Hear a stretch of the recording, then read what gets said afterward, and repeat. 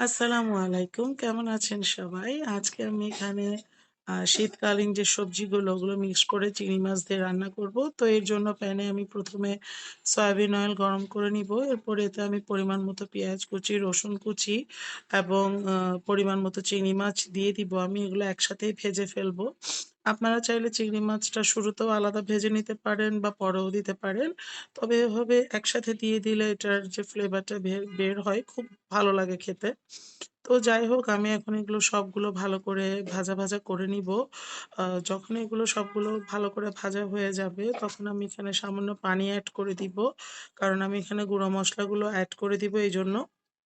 মসলা বেসিক্যালি পুড়ে না যাওয়ার জন্য পানিটা দিই আমি।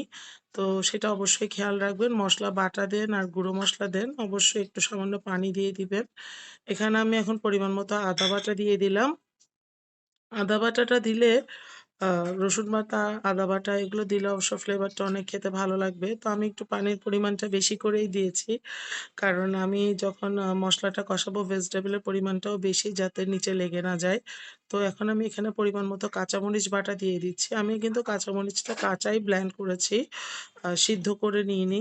অনেকে আছে যে কাঁচামরিচ হালকা একটু ভাপে সিদ্ধ করে নিয়ে তারপর ব্লেন্ড করে। তারপর এখানে আমি একটু পরিমাণ মতো গরম মসলা দিয়ে দিলাম। গরম মসলা আপনারা চাইলে আ সামান্য তেজপাতা, দারচিনিও দিতে পারেন। তবে গুঁড়োটা দিলেই বেটার। এরপর পরিমাণ মতো ধনিয়ার গুঁড়ো দিয়ে দিলাম, পরিমাণ মতো জিরার গুঁড়ো দিয়ে দিলাম এবং আমি এখানে হচ্ছে সামান্য ম্যাগি ম্যাজিক মসলা দিয়েছি। তারপর পরিমাণ মতো হলুদের গুঁড়ি দিয়েছি। ম্যাগি ম্যাজিক মসলা এখানে আমার ভেজিটেবল অনুযায়ী ২ প্যাকেট দিয়েছি এবং পরিমাণ মতো লবণ দিয়ে দিয়েছি। যেহেতু ম্যাজিক মসলাতে লবণ আছে, সেহেতু আপনারা কাঁচা লবণটা দেওয়ার সময় একটু দেখে দিবেন এবং কিছু টমেটো ফালি দিয়ে দিলাম। ফ্লেভারের জন্য। যদি টমেটো ফালি না থাকে পিউরিও দিতে পারেন অথবা টমেটো সসও ইউজ করতে পারেন। তবে অবশ্যই খেয়াল রাখবেন টমেটো সসটা যাতে ঝাল হয়, মিষ্টি না হয়। তো আমার মসলা কষে আসলে আমি এখানে ভেজিটেবলটা দিয়ে দিব। এখানে আমি আলু, পেঁপে, ফুলকপি, বরবটি আ এগুলো মিক্সড করে নিয়েছি।